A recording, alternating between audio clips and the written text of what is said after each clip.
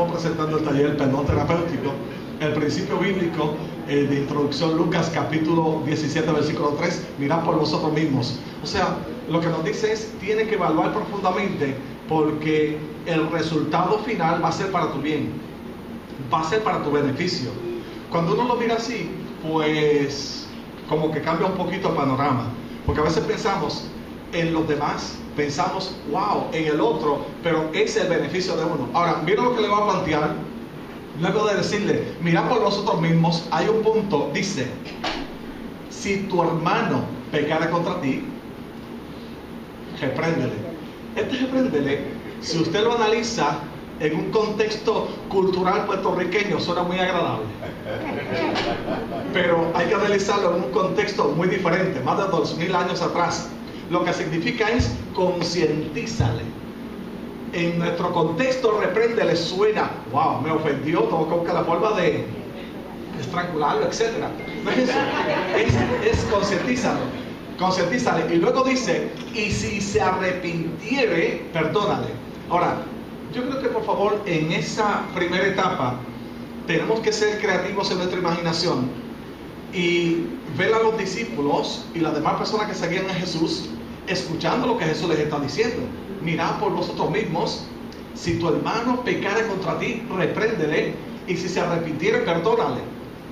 Hasta ahí está relativamente bien, pero concéntrense en esa creatividad. Usted está imaginándose a los discípulos, todos los discípulos escuchando eso.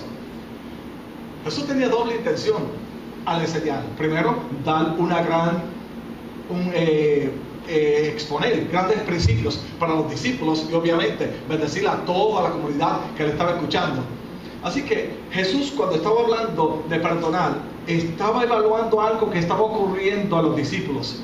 Cuando Jesús enseña, Él no enseña como que Él dice, pues para que te llegue el librito y si a alguien le beneficia. Él enseña porque sabe que hay una situación y tiene que trabajar esa situación. Así que yo quiero que usted trate de imaginarse conmigo qué situación estaba desarrollándose dentro de los discípulos. Miren, los discípulos eran gente que no era beatificado, no tenían alitas, eran seres humanos. Y había conflictos como los hay hoy en la familia y en la iglesia, claro que sí, había muchos conflictos. El principal causante de conflictos tenía nombre y apellido, se llamaba Simón Pedro. Ahora, era uno de los más que creaba controversia, porque aún Judas era más pasivo, y Judas era tan diplomático que sabía extraer de la bolsa, y Jesús sabía que estaba haciéndolo. Sin embargo, todo fluía bien, o sea, todo fluía bien. A veces es mejor tener a un Judas que tener a un Pedro, porque Pedro crea divisiones. Entonces, ¿qué estaba pasando en aquel círculo de los discípulos? Que Jesús trae esta enseñanza. Y yo quiero ver a todos esos discípulos mirando hacia Pedro. Wow. Pedro era extrovertido, pero a la quinta potencia, catastróficamente. Catastróficamente era el que dice, yo actúo, ofendo y hago todo lo demás, y al final digo, perdón. Usted ha escuchado eso de mucha gente. Ese era Pedro, muy extrovertido, tan y tan extrovertido que si usted va contando cuántas vergüenzas le hizo pasar Pedro a Jesús. Pedro era el tipo de miembro de una iglesia que muy pocos pastores quisieran que entrara por la puerta. Muy pocos pastores, o sea, Pedro era el tipo de persona que los pastores dirían, me parece que le iría mejor en la iglesia del vecino, o sea, y lo enamora para que se vaya para la iglesia del vecino. ¿Por qué es así? Y yo quiero que usted entienda, o sea, estoy haciendo esto para hacerle correr la imaginación. Tan solo en un momento, porque Pedro tenía una condición que no fue diagnosticada, era déficit de atención e hiperactividad. En un momento dado, como tenía déficit de atención, se perdía la mitad del mensaje de Jesús, la mitad de la enseñanza, y capturaba aquello que él entendía que le convenía. Y en un momento dado, escuchó hablar de cuchillos, espadas, qué sé yo, que fue a Walmart y se compró un cuchillo amolado. Pero, sin embargo, Pedro lo tenía aquí con la mano en el bolsillo y pensaba en cada reunión, por la mañana, por la noche, ¿cuándo usaré este cuchillo? Cuando estaba a la menor provocación. Y usted sabe que cuando llegó aquel manco, parte de la comitiva que arrestaron a Jesús, ¿qué hizo Pedro? Sin encomendarse a nadie, sacó el cuchillo y dijo, ahora es el momento, y le cortó la oreja. Jesús le dice a Pedro, Pedro, esto no es así. Si yo quisiera, legiones de ángeles me ayudarían. Sin embargo, tiene que entender el concepto del reino. Ese era Pedro, una persona que muy pocos de nosotros lo hubiésemos invitado a la casa. Es la realidad. Muy pocos lo hubiésemos invitado. Ahora, tan solo imagínense los demás discípulos. Y ahora Jesús les está diciendo, Pedro sabe por qué esta conversación se había tenido. ¿Se acuerdan ustedes? ¿Cuántas veces he de perdonar? Jesús le dice, mirad por vosotros mismos.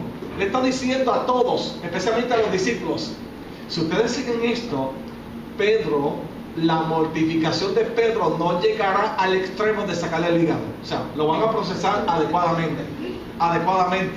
Si Pedro pecare contra ti, acércatele, concientízalo, búscale el ladito bueno. Siempre tiene que haber un ladito bueno en Pedro. Y si se arrepintiere, perdónale. Miren el versículo 4. Y si 7. Ajá. Sí. Pues ahora vamos. Ahora vamos con calma, no te preocupes. Ay, ya, para eso hay solución. Y muy buena observación. Yo, déjame decirle, la pregunta siempre viene, y yo siempre le espero de los grupos, porque vamos a ver que para eso también hay Jesús trae una alternativa. Si 7 veces al día, ¿cuántas veces? O sea, lo que busca es perfección. Pecara contra ti, 7 veces al día volviera a ti diciendo, me arrepiento, ¿qué dice? Perdónale. Está bien complicado el asunto. Bien complicado. Ante eso, ¿cuál es la oración de los discípulos? Ante esa realidad, dijeron los apóstoles al Señor, aumentanos la fe. O sea, para cumplir eso, necesito una fe como un planeta de grande. O sea, yo no puedo con una fe, no. Aumentanos la fe. Y note, entonces el Señor dijo, si tuvieras fe como un grano de mostaza, podrías decirle a este sicómoro, desarráigate y plántate en el mar y os obedecerá. Note que Jesús los está reenfocando. Y continuamente debemos decirle, tenemos que reenfocar nuestra filosofía de vida. No importa que llevemos 5, 10, 15 años sirviendo a la Papá Dios, reenfocar la filosofía de vida. ¿Cuál era la filosofía de vida de ellos? Que si tenía mucha fe, podía cumplir y hacer cosas grandes. Jesús le dice, no, con la fe, tan solo con un grano de mostaza. O sea, no se necesita una fe tan grande para ver grandes cosas. Y aquí es donde Jesús los va a enfocar. Lo que se necesita es una actitud. Eso sí quiero que lo anoten. Actitud. Una actitud correcta hacia la fe que ya tenemos. Actitud correcta hacia la fe que ya tenemos.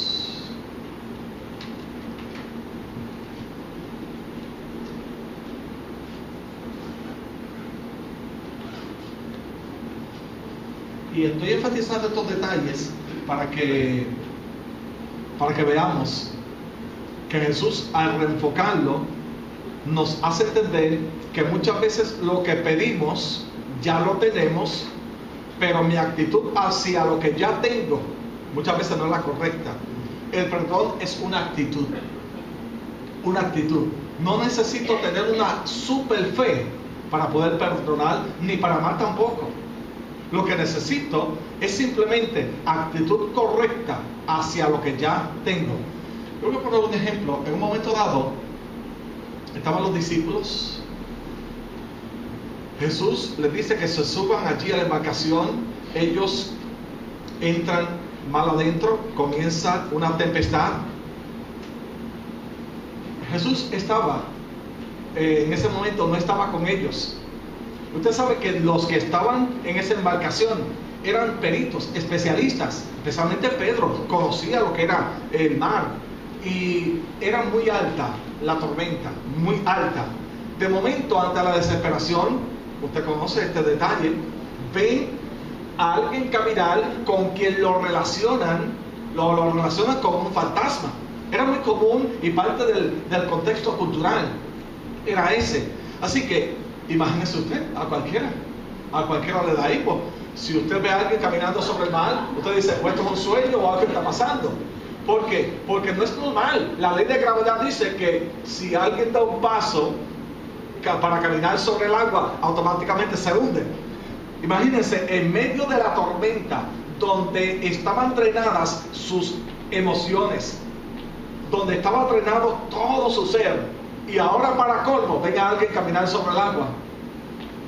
Rápido, Jesús les dice, y hay una palabra clave, no temáis, soy yo, y les habla, o sea, les da a entender de tal modo que ellos tenían que disminuir sus niveles de ansiedad. En ese momento, Pedro le dice, si eres tú, haz que yo camine y vaya hacia ti. Que yo camine sobre las aguas y vaya hacia ti. Estamos hablando del mismo tipo, ¿sabes? Pedro tiene cosas buenas también. Tiene cosas buenas. Así que Pedro le dice, si eres tú, haz que yo camine sobre las aguas y llegue hasta donde tú estás. Jesús le dice, ven, déjame decirle, ¿habría que tener fe para caminar sobre las aguas? Miren, habría que tener fe, imagínese usted. Pero cuando va caminando, no sabemos la distancia. Note, Pedro era perito en el agua, conocía. Sin embargo, la tempestad muy alta, ahora va caminando. Pedro sabía que no se podía caminar por la ley de gravedad, él lo sabía. Pero él dijo, si eres tú, caminaba sobre el agua, cuando Jesús le dice ven, cuando el viento le da, él se estremece y empezó a hundirse y grita, sálvame maestro, que perezco. Jesús extiende la mano y hay unas palabras clave de Jesús. Jesús le dice, se divide en dos, hombre de poca fe. ¿Cuánta fe se necesitaba para ver grandes cosas? Fe como un grano de mostaza. Así que la fe hizo que Pedro caminara sobre el agua, pero luego le añade, ¿por qué dudaste? Note la diferencia. Una tiene que ver con lo que ya tengo en términos de esencia, mi fe. La fe me hace caminar sobre las aguas. La duda tiene que ver con una actitud. La duda, cuando Jesús le dice, ¿por qué dudaste? Entonces fue lo que le trajo dificultades. ¿Por qué quiero enfatizar este detalle? Muchos de nosotros tenemos fe, pero tenemos que reformular las actitudes hacia la fe que ya tenemos. ¿Cuándo fue que Pedro dudó? ¿Alguien recuerda? ¿En qué momento, en qué circunstancia de ese episodio Pedro dudó? Cuando se quitó la mirada de los leones. Ok. Vamos a retomarlo. Cuando Jesús le dice, soy yo, no temáis, etc. Y Pedro le dice, si eres. ¿Recuerdan eso? Si eres tú. Wow, allí hay algo bien peligroso. O sea que antes de él empezar a caminar, ya había dudado. Entonces, esto tengo que reforzarlo muy bien porque es puntal de lanza para todo lo que le voy a traer. La fe guarda relación con los atributos. La duda guarda relación con el carácter.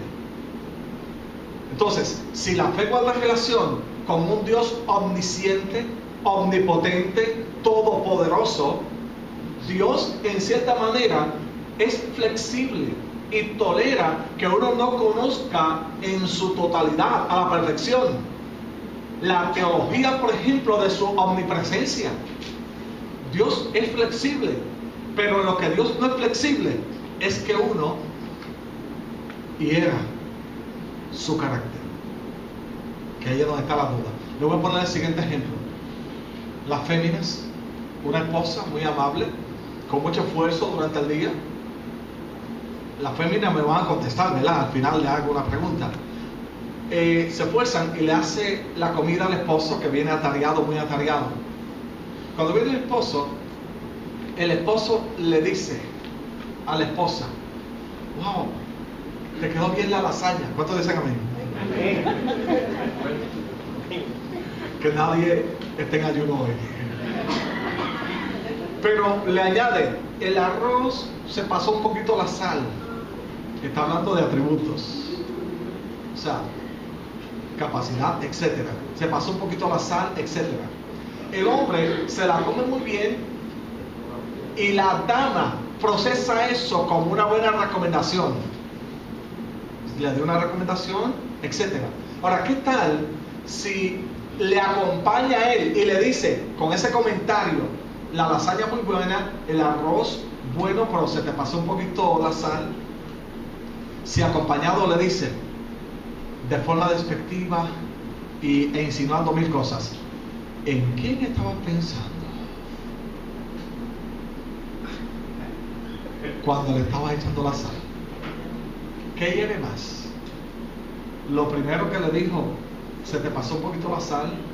O lo segundo, esa insinuación. ¿Qué duele más? La insinuación. Lo primero tiene que ver con las habilidades, atributos. Lo segundo tiene que ver con el carácter. Aún nosotros somos flexibles cuando alguien duda de nuestras habilidades, que alguien, ¿verdad?, de nuestras capacidades, pero que alguien dude de nuestro carácter y diga: wow, se te salió un gallito cantando. ¿Dónde tendrías esa mente? Eso es lo que daña el asunto. Entonces, lo que Pedro hizo, caminó sobre las aguas porque tenía fe, pero la duda, esa actitud hacia esa fe que ya tenía, fue lo que hizo que se hundiera. Miren, todos nosotros, yo quiero que usted sepa que tenemos fe.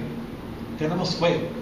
Usted llegó aquí y llegó un vehículo que solamente tiene 4 gomas. No sé si usted tiene 6, ¿verdad? Porque tiene cross. Pero tiene 4 gomas y cada goma se mantiene allí por un par de tuercas, 4 o 5 tuercas.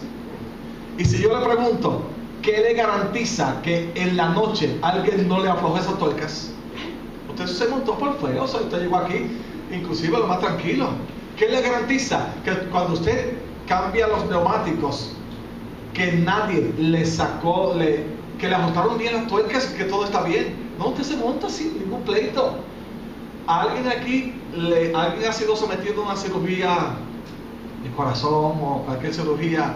Miren, a cualquier cirugía, por más simple que tenga que anestesiar a uno, por más simple que sea la cirugía, pero que tenga que anestesiar a uno, es un riesgo muy grande.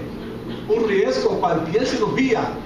A nadie se le ha ocurrido decirle al doctor o preguntarle: doctor, ¿y cuántos se le murieron anoche? Oye, a nadie, o sea que a nadie se le ocurre preguntarle: doctor, esta semana hay un inventario de cuántos muertos ha tenido de corazón abierto. No, uno se lanza por fe, porque uno cree en la capacidad de ese médico. Ahora, ese médico, hay médicos que son bohemios y han pasado toda la noche por allá asaltando y haciendo cosas, ¿verdad?, y pecando. Inclusive, me excuso si hay algún médico en medio nuestro, pero personalmente conozco a algunos que ingieren mucho alcohol y van con olor al alcohol y todo. Pero podemos, en cierta medida, en sus habilidades, sabemos que conoce, sabemos que domina. Sin embargo, tenemos fe porque decimos y pensamos: este médico tiene que ser bueno porque mira la sala llena, la recomendación del otro, la recomendación del otro. No, eso significa que tenemos un grado de fe. ¿Dónde es que fallamos en la vida cotidiana? La actitud hacia esa fe que ya tenemos. Así que, planteándoles esto, vamos a ver que la importancia del perdón y tiene que ver con actitud. No pedirle a Dios: Señor, ayúdame, es que necesito mucho para poder perdonar.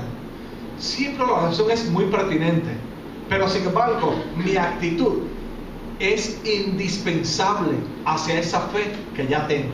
Amén. La fe es indispensable para el perdón.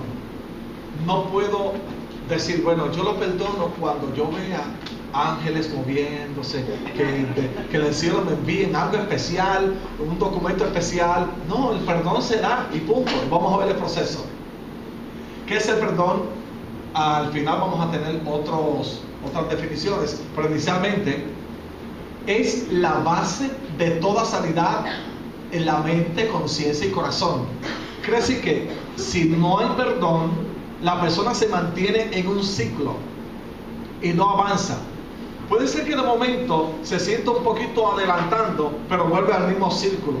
Dicho eso de paso, una de las atisbos, por así decirlo, para uno evaluar la sanidad interior es dónde estoy ubicado. Si no he avanzado mucho relacionado y en proporción a lo que yo entiendo, pues uno tiene que evaluar muchas áreas. Y le explico, hay mucha gente que ya debe ser pastor, hay mucha gente que ya debe ser líder en una organización, hay gente que ya debe estar ampliamente desarrollando ministerio, eso es en términos ministeriales, pero a nivel secular, hay personas que ya ampliamente deben estar desarrollando una empresa, deben estar caminando con la familia, etcétera, a un nivel muy alto. Sin embargo, se sienten estancados. Llevan 10 años, como que avanza un poquito, retroceso, avanza, retroceso. No es que siempre sea sinónimo de falta de perdón, pero yo le diré a una persona así que hay que evaluar áreas que pueden estar afectados en nuestro ser interior. El perdón es clave para la liberación espiritual. Note, es una barrera que debemos cruzar para ser totalmente libres en nuestro interior. Libres. Uno se pregunta, ¿y solamente tendrán que perdonar los cristianos? No, eso es para todo el mundo. Para todo el mundo, o sea, cristianos o no. Es una ley y un principio que se aplica a todo el mundo.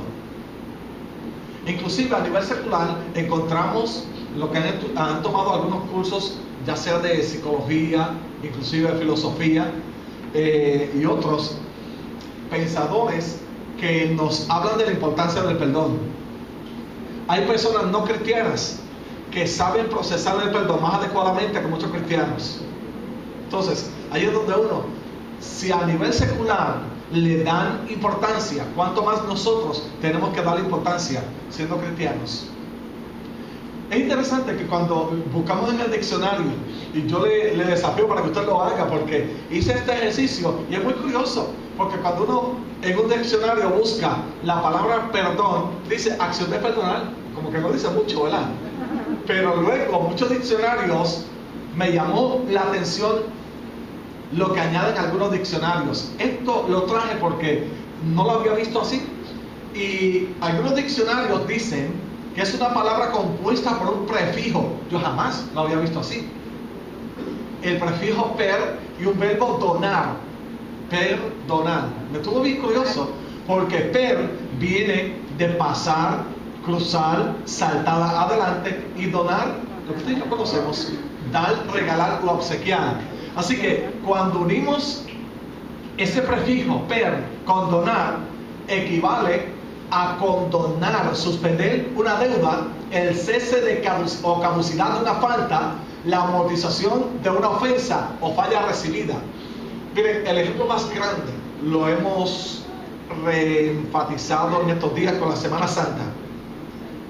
Usted sabe lo que significa que nosotros le hemos fallado a Dios y que lo que Cristo hizo fue necesario para lograr el perdón de usted y el perdón mío.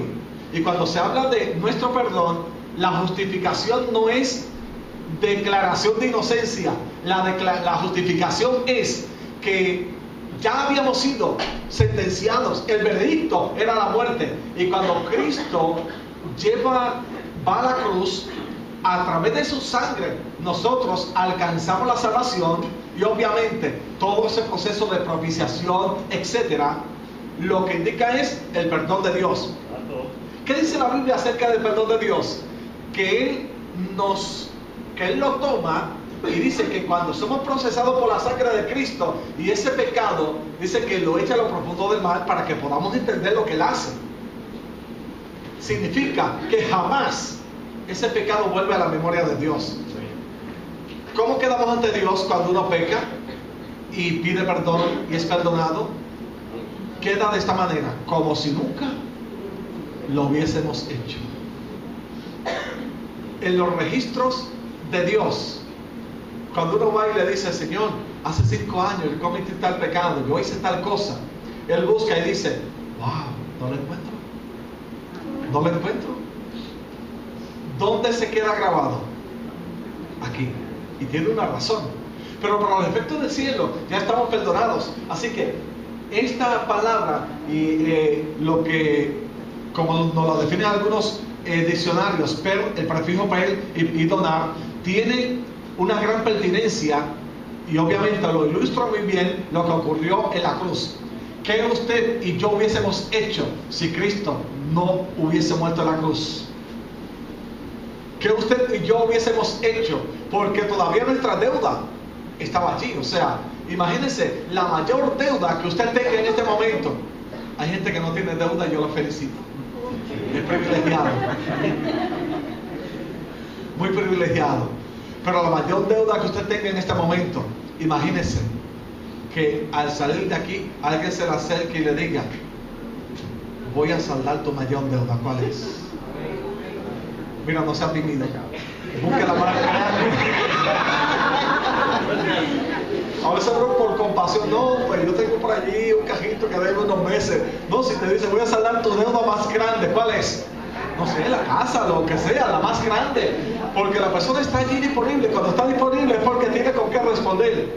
Lo que hizo Dios fue que saltó. Usted sabe que hay hipotecas que uno se cansa de pagar y uno dice, wow, ¿cuándo termina esto? En el milenio próximo. Pero así era la deuda que teníamos con Dios. ¿Sabe lo que hizo Cristo? Cristo cumple los requisitos. No fue que Él canceló. Lo que Él hizo fue que Él pagó. O sea, Él pagó la deuda. No fue que Él dijo, pues yo soy el gerente, yo soy el presidente, pues vamos a ponerle ahí borrón y cuenta nueva. No, Él dijo, ¿cuánto debe? Yo lo pago. ¿Y dónde lo pagó? En la cruz. O sea, ese es el mayor ejemplo que nos ilustra eso. Claro, no quiere decir que el perdonar, nosotros vamos a decir, pues yo, que me sacrifiquen a mí, me pongan una cruz. El proceso, lo vamos a ver ahora.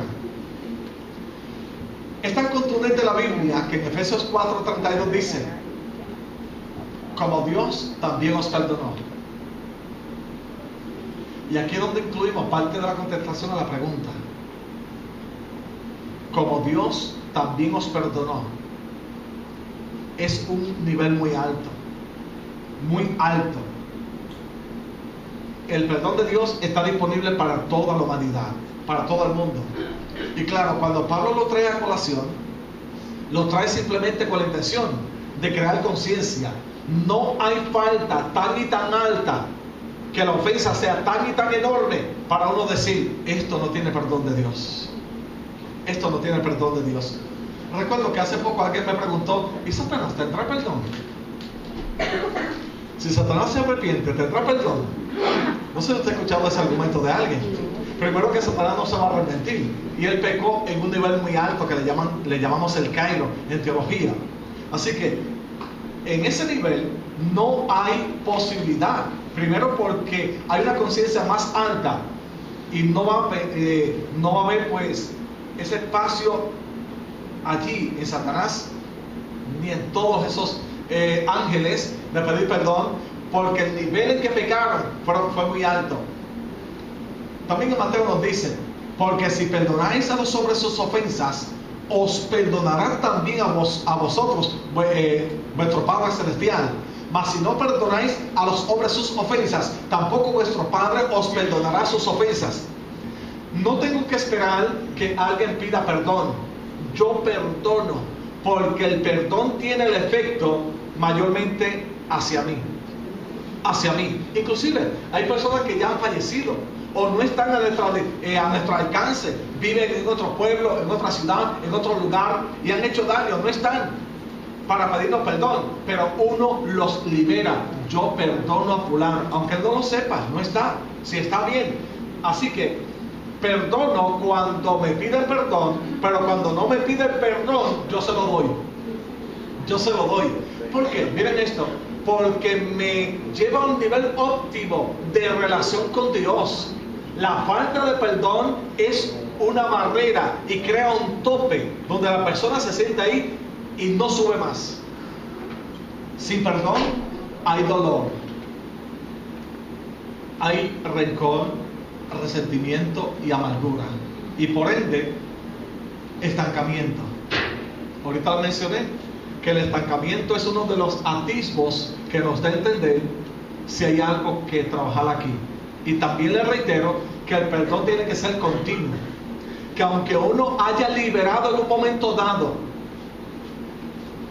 luego el recuerdo de esa experiencia nos puede crear una laceración, y sin darnos cuenta, es mejor uno decir, si tengo que trabajar con esa laceración ahora, mañana, pasado, no tengo problemas, que uno decir, pero si es que yo lo perdoné 3 años atrás, ya no tengo que perdonarlo. No importa, porque el efecto del perdón es para nuestro beneficio.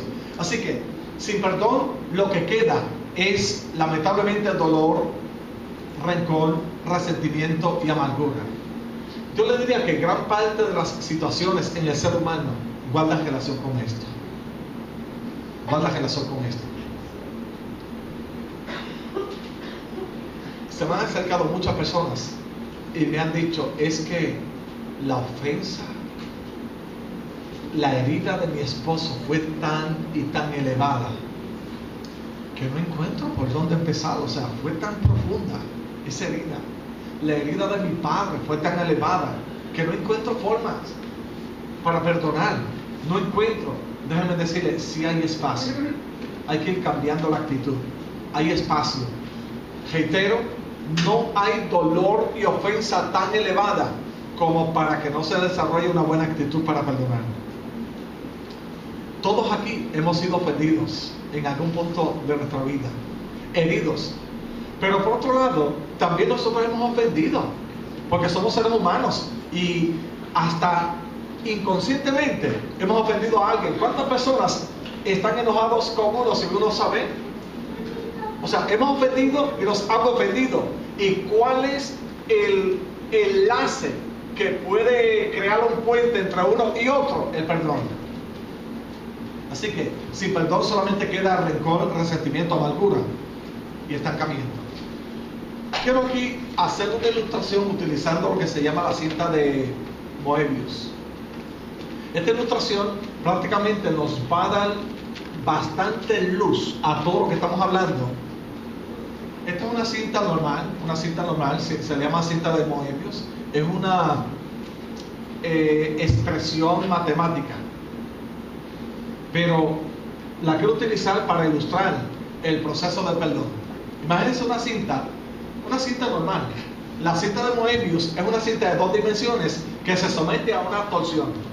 Una simple cinta que cuando se somete a una torsión ocurren cosas maravillosas. Miren ustedes, se convierte en una especie de carretera eterna.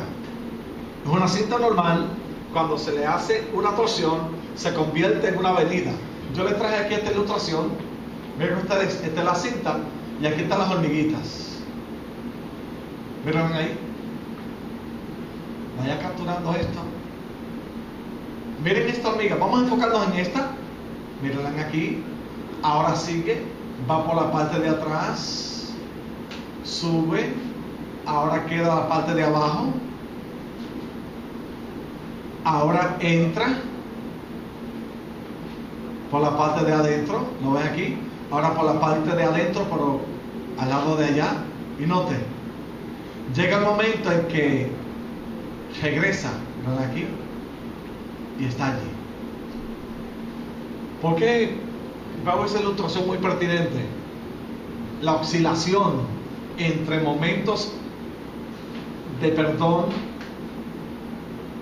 momentos de falta de perdón, momentos de resentimiento, momentos de amargura, y vamos a verlo de esta forma.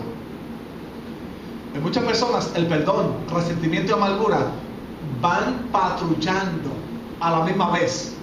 O sea, por un lado perdón, pero por el otro lado, en esa misma avenida, resentimiento, dolor, etc. Uno por un lado, otro por otro. Así que es como una avenida que nunca termina. Inclusive nos encontramos en un punto, yendo un poquito hacia atrás, aquí, que cuando llegamos nuevamente aquí, no sé si usted ha escuchado una palabra que es el famoso déjà vu. Déjà vu. Es como vivir una experiencia de manera repetida. Usted dice, que yo he vivido esto anteriormente. A todos nos ha pasado, o sea, nos ha pasado con los mismos personajes, el papá, la mamá, el auto, la bebida. Pero en fracción de segundos usted dice, es que yo, este evento, esto yo lo viví anteriormente. ¿Le ha pasado? Miren, pues eso sucede cuando la persona llega aquí de nuevo y dice, wow, yo como que me había pasado por aquí. Pero de manera inconsciente piensa que está adelantando porque no percibe que es un ciclo. Piensa que es una autopista y llega el momento en que va bien acelerado y dice, wow, qué lejos voy.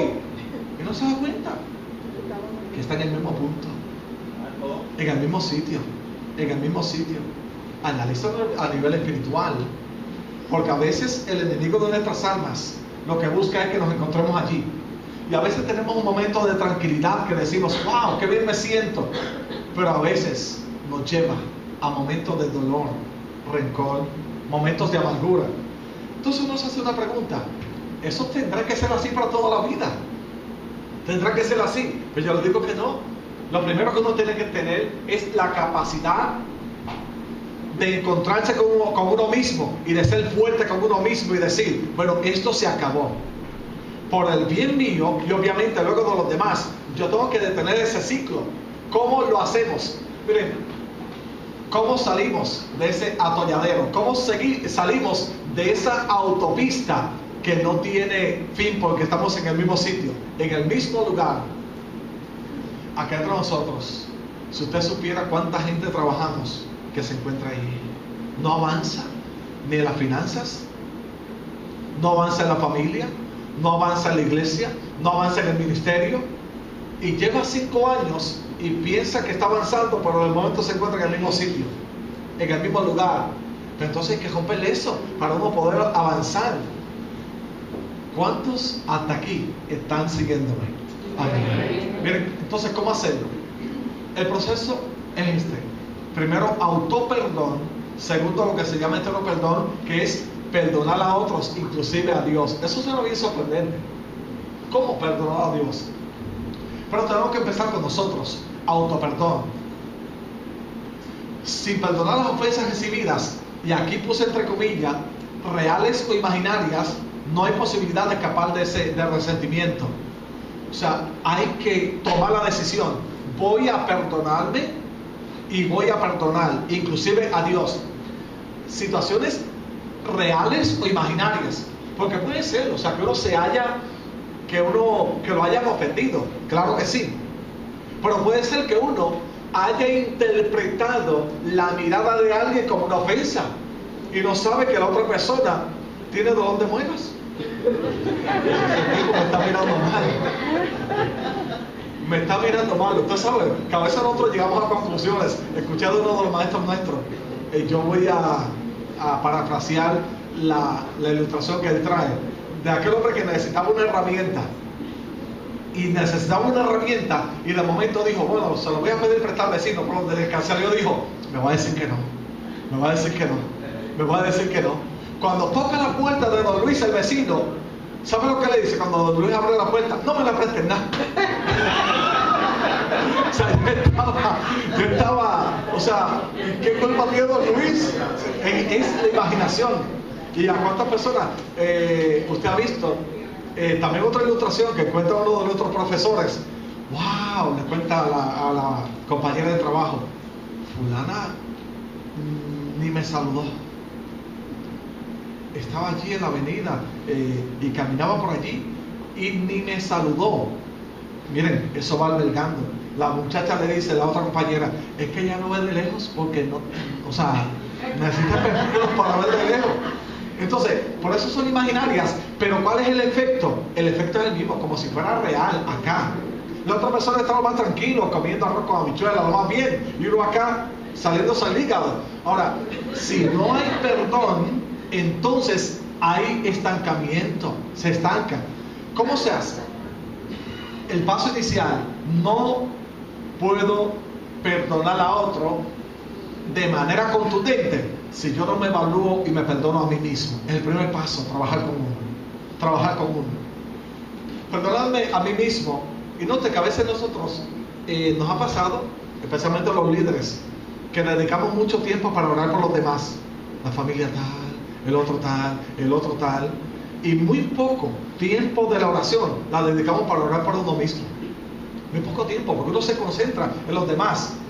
Pero uno tiene que sacar tiempo para uno en todo el sentido. Primero, para orar, ¿verdad? Presentarle las situaciones personales de uno a Dios, pero también para evaluar áreas que uno mismo se ha sentido ofendido. Por ejemplo, decisiones que uno ha tomado en la juventud, en la adolescencia, y que uno no las ha trabajado de forma tal que ha dicho, bueno, cierto es, yo tomé una decisión, mire los resultados, todavía los estoy pagando, pero yo me perdono. Hay gente que piensa que sentir dolor por las decisiones equivocadas es como lo más normal. No, usted no tiene que sentir dolor por las decisiones mal tomadas. No tiene que sentir dolor por hechos. O sea, si ofendió a alguien, hirió a alguien, inclusive cualquier error o falta que haya hecho, que haya ofendido a otra persona, uno no tiene que decir, bueno, tendré que caminar con eso toda mi vida. Y me voy a autoflagelar para que la gente sepa que me siento mal. No, o sea, uno tiene que aprender y comenzar a perdonarse uno mismo. Note que no es fácil porque requiere tiempo y requiere que uno se autoevalúe. A veces, de manera como un mecanismo de defensa, nuestro sistema lo que hace es que guarda en un cuartito, que algunos le llaman el cuarto de San Alejo, allá. Un cuartito guarda aquellas experiencias que uno sabe que tiene que trabajarlas, pero están tan almacenadas que le puso 18 candados, no se puede abrir. No necesariamente uno tiene que traer a la memoria las experiencias. Si las puede traer, qué bien. Pero si no llegan de manera consciente, uno tiene que decir, bueno, yo tengo que aprender a amarme y a darme un abrazo y a perdonarme. No tiene que hacer una lista. Si la puede hacer, ahorita un pequeño ejercicio lo hace, pero si no, no tiene que hacer esa lista tan meticulosa. Acá entre nosotros, muchos de nosotros llenaríamos 4 cuadernos, porque cuántas decisiones uno toma equivocadas, que no tan solo los efectos nos dañaron, sino le dañamos a otras personas. Especialmente tomamos decisiones sin pensar en los hijos, sin pensar en el papá, sin pensar en la mamá, sin pensar en mi esposa. Y cuando vemos los efectos, decimos, wow. Pero miren, allí es donde uno tiene que empezar a considerarse uno mismo, no autoflagelarse. Ahora, algunas barreras, tan solo voy a traer unos datos que impiden el autoperdón. Yo le llamo el flujo narcisista. Usted sabe, para los efectos de esta dinámica, flujo narcisista es un énfasis desmedido en mi persona. Y eso lo que hace es que con su influencia trae lo que se llama autoindulgencia. Y hay una diferencia en autoperdonarse cuando lo comparamos con la autoindulgencia. Porque la autoindulgencia tiene que ver con pena. Y uno dice, pues, yo hice eso porque es que a mí mi papá me maltrataba. Yo hice eso, pero tú lo sabes, en el ambiente que yo me crié. Eso se llama autoindulgencia. Entonces, ¿cuál es el problema de la autoindulgencia? Que no es perdón. Se autojustifica. Eso es así. porque tiende a crear también lo que se llama pena de uno mismo, como quien dice, pues, pobre de mí, la gente me tiene que entender, porque actúo así, pero si supiera, o sea, yo sufrí mucho. Miren, acá entre nosotros, si usted va a escuchar la trayectoria de cada uno de los que está a su lado, el sufrimiento en su niñez de mucha gente que está cerca de usted, usted diría, yo no sé cómo usted está vivo. O sea, hay gente que está vivo y está caminando por la misericordia de Dios, por la misericordia. Si uno se autocompadece, no es que uno no se quiera, o sea, uno tiene que quererse, pero quererse sin justificar y sin crear una autoindulgencia, porque eso, la indulgencia usted sabe que se puede comprar. ¿Y cómo se puede comprar? Bueno, pues sé que fallé, sé que herí, sé que tomé esta decisión, pero no hay problema. Cuando salgamos ahorita yo le compro un BM a mi esposa y ella está tranquilita allí. ¿Cuántas de las esposas dicen amén? Amén. Miren, y al hijo, gran parte de los padres que están, por favor, me tienen que entender esto porque quiero que lo interpreten adecuadamente, que están buscando el regalo más elevado, más costoso para su hijo, es porque están aquí. Autoindulgencia. A veces el hijo se conforma, digo, los muchachos de antes ahora son bien exigentes, miren, con una bolita de $1. ¿No le ha pasado con los muchachitos pequeños? El papá, la mamá comprando los juguetes caros y ellos siguen jugando con la bolita de $1. Pero ¿qué fue lo que hizo el papá? Tratar de compensar aquella culpa con autoindulgencia. Esto resulta en más culpa, porque la indulgencia no es perdonarse. La autoindulgencia resulta en más culpabilidad. ¿Y qué hay que hacer cada vez? Seguir comprando cosas más caras, seguir haciendo tal cosa para uno sentirse cómodo y calmar un poquito esa conciencia. Así que autoperdón no es autoindulgencia. ¿Qué otro detalle con relación a la autoindulgencia? No tan solo a nivel de familia, inclusive a veces a nivel de Dios, uno dice, wow, de nuevo pequé. Esto yo lo hago fácil, autoindulgencia. Si pequé de nuevo, yo le voy a dar a Dios 3 días de ayuno por mi pecado. ¿Usted sabe que hay gente que piensa así?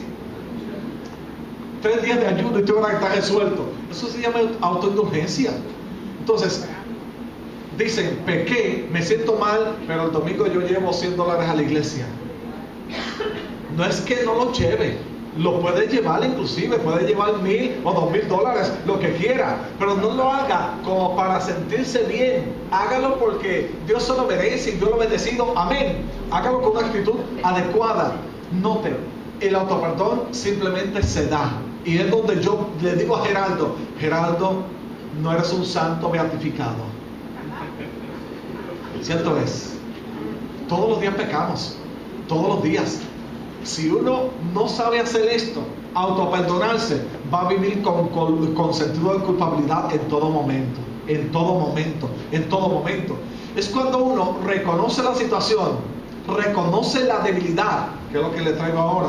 Uno reconoce que uno es humano y uno dice, pero yo te perdono. Ese flujo narcisista, pero también nos lleva a culpar a otros, que es la famosa justificación. Cuando dice, bueno, pues la culpa es del pastor. Yo me salí de la iglesia, empecé por ahí a hacer tal cosa, pero la culpa es del pastor. ¿Cuánta gente usted ha escuchado así, familiares nuestros? Ya yo no voy a la iglesia, el pastor es el culpable, el líder es el culpable, el otro. No, miren, ese flujo narcisista, ¿se acuerdan que le hablé? Que presiona, ejerce influencia sobre la autoindulgencia, nos puede llevar a señalar a otros. Y es un problema, le llaman echar los balones fuera, como quien dice, yo no acepto mi culpa, mi responsabilidad. ¿De qué se trata entonces? Lo que es cuando uno empieza a echar culpa, pues evadir la responsabilidad. Puede ser que sea cierto, puede ser que en términos eclesiásticos un líder haya tenido cierta, por así decirlo, cierta motivación y haya ofendido a una persona. Pero yo le digo, nada es tan elevado para ofenderme tanto para que yo deje a Dios. Y lo expreso de esa forma. Vamos a suponer que lo más trágico ocurra, que en una iglesia le digan a una persona, no eres bienvenido aquí. En Puerto Rico tenemos una ventaja, es que pueden botar a uno por la puerta de una iglesia y uno entra por la otra puerta. O sea, uno puede decir, pues no vengo más a la iglesia, no le sirvo más a Dios, la culpa del pastor. O decir, pastor, si me bota por esta iglesia, por esta puerta, yo entro por la otra, humildemente, con una actitud diferente. Así que, ¿cómo y qué hacer con el autoperdón? Miren esto, la cinta Moebius la ubicamos ahora de forma vertical. ¿Cómo se ubica? Yo estoy usando la cinta a modo de ilustración. Tenemos que lograr ubicarla de forma vertical, de tal modo que yo esté en una posición que pueda tener mayor visualización de mi realidad. Noten, cuando yo detengo ese ciclo, en un momento en que yo puedo ver de manera objetiva y de manera consciente mi realidad, de manera consciente y de manera objetiva, que yo pueda decir, ese es Geraldo, esa es la realidad mía. Desde aquí lo estoy viendo, estoy deteniendo ese ciclo de la cinta, donde yo pueda ver sin apego, sin pena ninguna, y como desde acá, como en Éxodo capítulo 4, ¿se acuerdan ustedes? Lo que tomaron el curso de capellanía, que Papá Dios le dijo a Moisés, ¿qué tienes en tu mano? La vara era Moisés, todo su perfil. Cuando Moisés soltó la vara y que vio que la vara, que él mismo era el peor veneno que él tenía, o sea, el peor veneno no era Egipto, el peor veneno no era cualquier otra cosa, el peor veneno que le detenía, ¿quién era? Él mismo. Pero cuando él se dio cuenta, cuando soltó a Moisés fuera. Y a veces nosotros tenemos que llegar a este momento en vernos de afuera, de manera objetiva, consciente, lograr uno cierto distanciamiento donde uno diga, ese soy yo, esa es mi realidad, así como soy, mis virtudes, mis defectos. Esto se ve fácil, pero no es fácil, porque confrontarse con uno mismo no es fácil. Mirar las debilidades de los demás se hace más cómodo, pero uno mismo decir, wow, mi actitud está ofendiendo. Pero uno a veces no lo ve hasta que uno se ubique en una posición de tal modo que pueda ser objetivo. Es como si otra persona estuviese mirando a uno. Así que lo primero que hay que hacer es autoperdón. Uno detener ese ciclo y decir, aquí estoy yo, reflexionando conmigo mismo. Me sigo amando, pero es mi realidad. Tengo mis defectos. Aquí es donde uno piensa lo siguiente. ¿Qué habilidades yo tengo? ¿Qué habilidades? Y hasta dónde yo de manera consciente creo que llegan esas habilidades. Note que guarda un poquito de relación con la autoestima. La autoestima tiene que estar balanceada. Pero sin embargo hay personas que saben 2 tonos en la guitarra y creen que son. O sea, y dicen, no, yo tengo mi autoestima saludable. No, lo que tienes es un problema con la autoestima, que la tienes muy allá. O sea, ellos decir, bueno, sé 3 tonos. Esa es mi realidad, sé 3 tonos. ¿Qué yo puedo hacer con estos 3 tonos? Yo se lo cuento porque en mi experiencia yo con 3 tonos he hecho muchas cosas. O sea, sé 3, he hecho cuantas cosas, pero yo soy realista, sé 3 tonos. Pero si yo digo, yo sé 3 tonos y me creo, no sé, un superdotado en la música, miren, pues entonces yo mismo me estoy engañando. Y hay personas así y piensan que todo el mundo lo ve. Wow, ese es súper. Y todo el mundo sabe lo que son esos 3 tonos. Él mismo se lo está creyendo. Y hace un concierto con 3 tonos. Y wow, ¿por qué la gente no vino? Sí, porque la gente sabe que lo que sabe son 3 tonos. Pero cuando uno sabe su realidad, la acepta y dice, ese soy yo. Me tengo que amar, son 3 tonos. ¿Qué posibilidad me da de aprender uno más? 4. O sea, porque yo veo el espacio que tengo y luego decir, ¿de qué manera manejo esto? Estoy tratando conmigo mismo de forma realista, que a veces suena cruel con uno mismo, pero es de forma realista. Entonces, ahí es donde viene esta pequeña dinámica. Vamos a hacerlo bastante rápido, pero yo quiero que usted piense por un momento. No tiene que escribirlo necesariamente, pero que allí en su memoria traiga una decisión que usted tomó, de la cual ahora usted se arrepiente. Usted dice, wow, no puedo echarle el tiempo hacia atrás, pero yo no lo hubiese hecho. Y mira las consecuencias. Miren, todos tenemos decisiones que hemos tomado de las cuales nos arrepentimos. Por favor, que no incluya su matrimonio, porque tiene problemas. Tiene problemas. Sí, porque hay personas que después de 15 años de casados dicen, Señor, esta será la mujer que tú querías para mí. Y Dios le dice, ¿ya para qué, hijito? Sigue ahí. Hasta que la muerte los separe. Hay gente atrevida y curiosa. Miren, pero uno a veces uno toma decisiones, y cuando uno las escribe, o si no las enfatiza aquí en la mente. Segundo, una desilusión con uno mismo, porque a veces uno pudo haber hecho algo mejor y simplemente pues, por cómodo o algo así, no hizo un poquito de esfuerzo y tomó decisiones de las cuales uno se desilusiona. O un fracaso, cuando nosotros hemos fracasado una y otra vez en ciertas áreas. Todos hemos fracasado en un momento dado. Miren, y cuando uno lo ve así, uno a uno, decisión, desilusión, fracaso, el riesgo es que si no lo hace con una actitud adecuada, uno puede decir, wow, me desanimo, le da nostalgia, se deprime, etc. Pero si uno dice lo siguiente, ante todo lo anterior, y ahí ponga su nombre, Geraldo, uno mismo se dice, yo te perdono. Yo te perdono. Nota el proceso. Uno tiene que ubicarse en un lugar donde pueda, en un lugar mental, o sea, donde de manera consciente y objetiva uno pueda decir, ese soy yo. Uno mirarse tal como es. Ese soy yo. Soy yo como esposo, soy yo como hijo de Dios, soy yo como padre, soy yo como hermano en la iglesia, etc. Eso es el yo como empleado de tal empresa, de forma objetiva.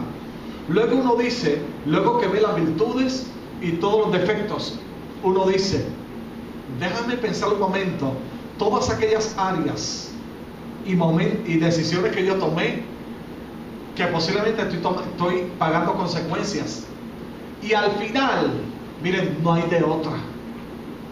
Por ejemplo, aquel hombre que era un bohemio y tomó decisiones y en varias mujeres tuvo hijos.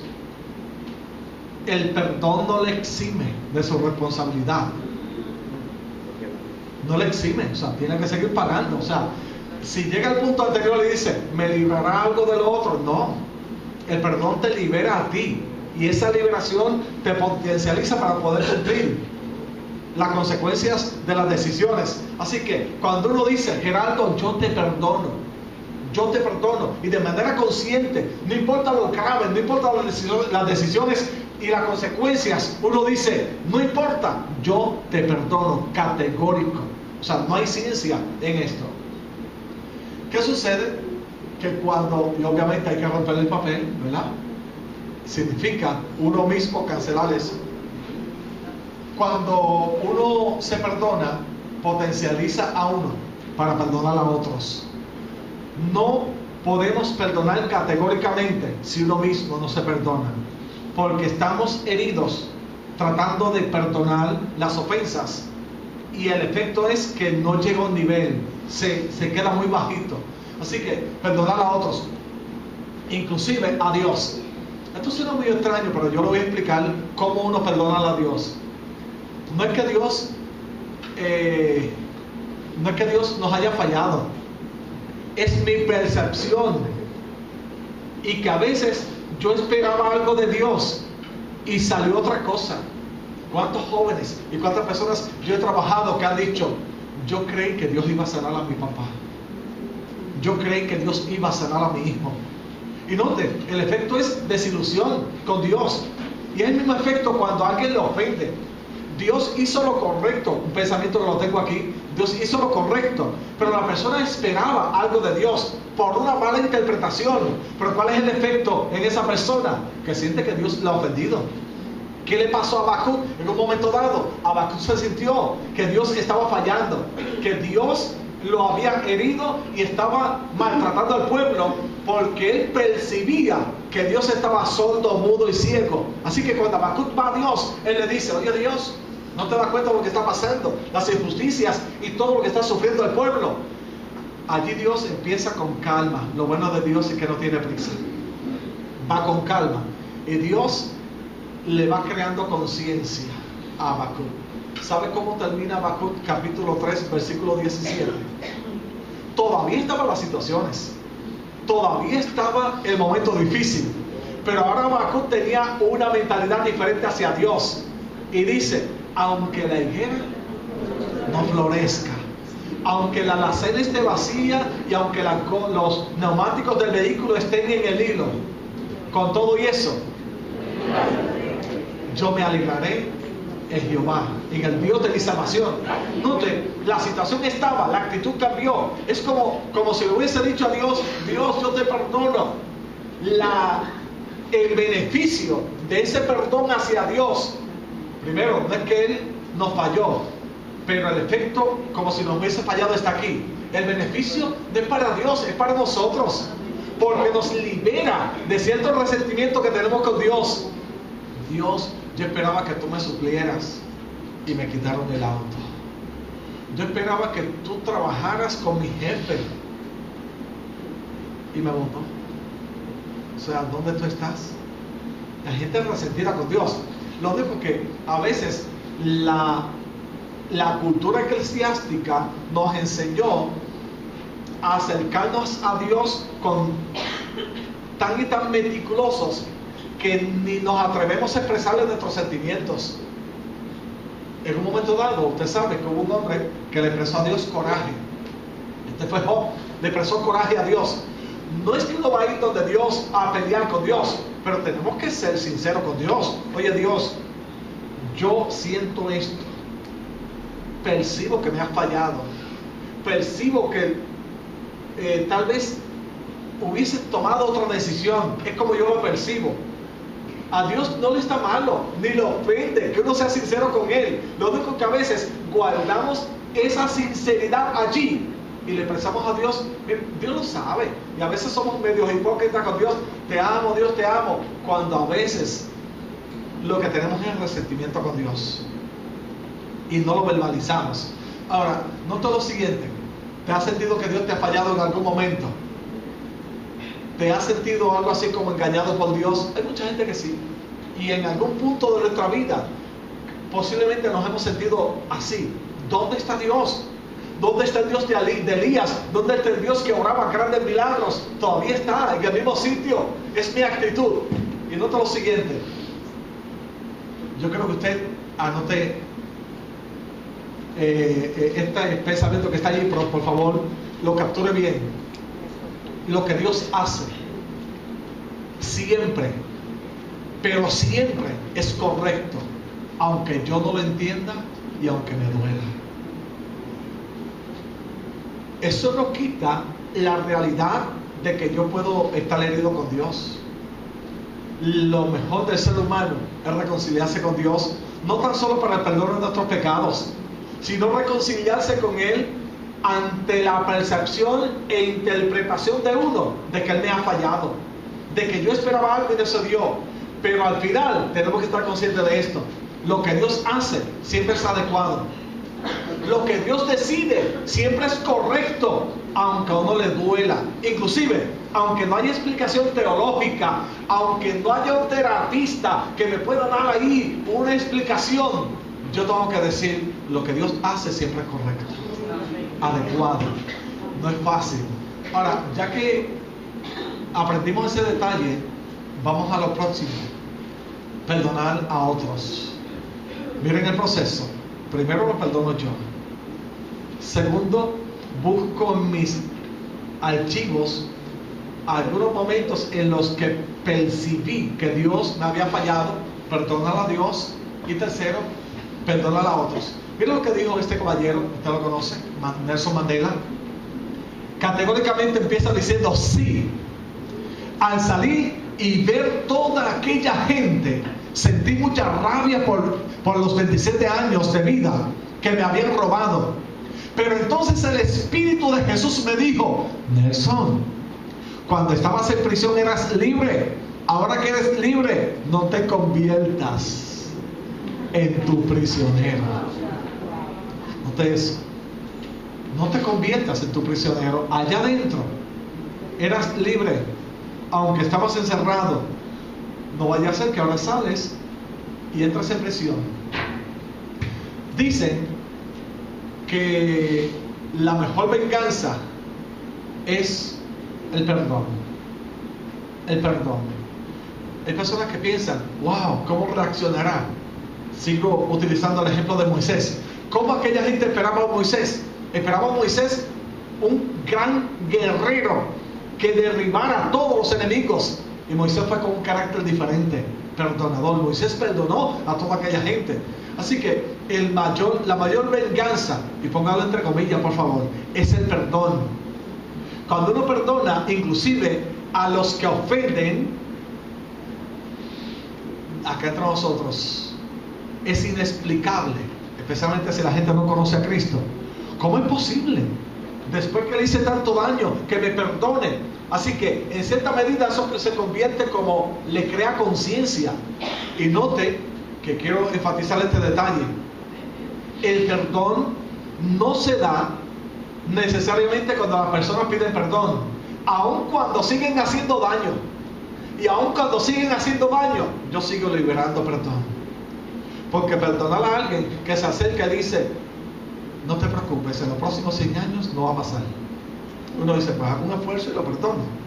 Pero perdonar a alguien que está todo el tiempo molestando, perdonar a alguien que está todo el tiempo hiriendo, pues entonces, mientras más me hiere, no es que uno sea masoquista, ni que uno sea, es que uno tiene que decir: yo voy liberando ese perdón. En algún punto, tenga usted por seguro que esa persona va a reflexionar. Y se cumple esto: la mejor venganza es el perdón. Te lastimas a ti mismo cuando no perdonas. Tu falta de perdón hacia otros te mantiene preso y atado a esa persona. Así que tenemos que ser libres perdonando. Usted sabe, y esto lo he planteado de forma reflexiva. Alguien dice: pero tanta gente que me ha fallado, ¿y por qué a mí? Y aquí se le dice lo siguiente: bienvenidos al planeta Tierra. ¿Por qué? Es que somos seres humanos, o sea, nos ofendemos hasta por la mirada. Acá entre nosotros, si uno va a pelear con todo el mundo que es imprudente en la avenida, ¿desde cuándo tiene que pelear? Desde por la mañana hasta por la tarde, o sea. Y la persona sigue lo más tranquilito, desayunando, va allí, disfruta el día. Y uno acá, todavía a mediodía, ese tipo me hizo un corte de pastelillo. Ese tipo, miren hermanos, lo mejor es: Señor, cuídalo, protégelo, revélate. No es decir: Señor, yo lo amo mucho, pero el primer hoyito que encuentre en el camino, que parezca un accidente. Porque entonces, imagínese usted, hay gente que son tan y tan dobles orando, que lo único que le dice: Señor, no quiero hacerle daño al tipo que pasó en la motora, así, simplemente, Señor, no sé, que la cabeza quede allá y o sea, esas oraciones son extrañas. Miren hermanos, sin embargo, uno tiene que entender la realidad de que aquí nos ofendemos porque somos seres humanos. Aún en el círculo más cerrado de la familia, esposo, esposa, que se aman tanto y se ofenden. Aún entre papá, hijos, entre hermanos, que es un círculo cerrado, se ofenden. ¿Cuánto más cuando llegamos a la iglesia? ¿Nos ofendemos? Claro que sí. Ahora, ¿cuál es la actitud correcta? El hermano, no importa lo que haga, yo lo perdono. No importa que la decisión que tomaron a mí me afecte, yo lo perdono y sigo hacia adelante. Así que, cuando uno mira esa realidad de que vivimos, miren, a mí en lo personal, algo de lo que me estremece mucho son las injusticias. Injusticias. Cuando uno ve tanto desbalance a nivel de sociedad, y uno dice, wow, no puedo entender que se quemó en Francia una estructura bien importante, y al término de 3 días habían, creo que disponible en ofrecimiento, más de 700 millones de dólares, y en el estacionamiento había niños muriéndose de hambre. Uno dice, es que eso no me cuadra, eso no lo ve como un gran desbalance en la sociedad, que haya unas personas superpoderosas que se les aplaude por lo malo y hay gente humilde. Y entonces uno dice, pero esa es la realidad de nuestro mundo.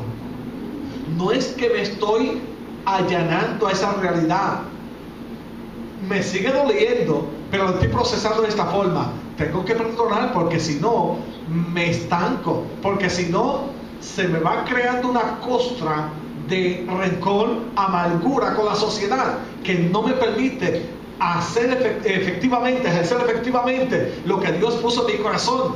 Así que tengo que liberar ese rencor, esa amargura, perdonando a otros. Y es una decisión libre y voluntaria. Recuerden que hablamos de actitud.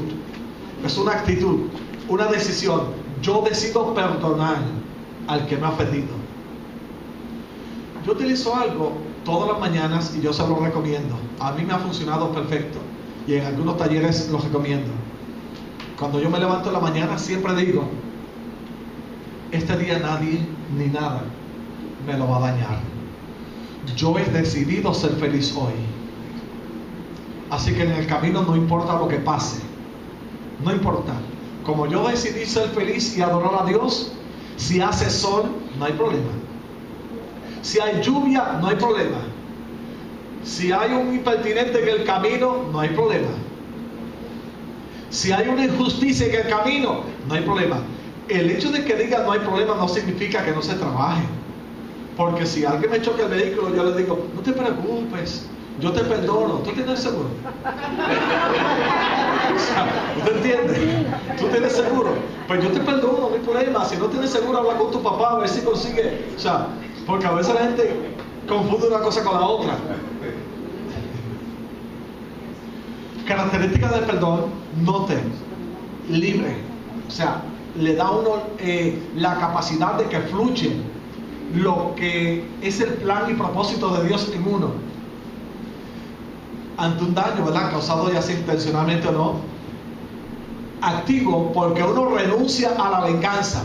Miren, ante toda ofensa en el ser humano, por naturaleza, siempre tiene la impresión de, wow, esto no se puede quedar así. Yo lo voy a perdonar porque por lo menos 3 dedos se lleven. O sea, 3 dedos, una uña que se vuele, algo que le pase. Si yo lo perdono, miren, así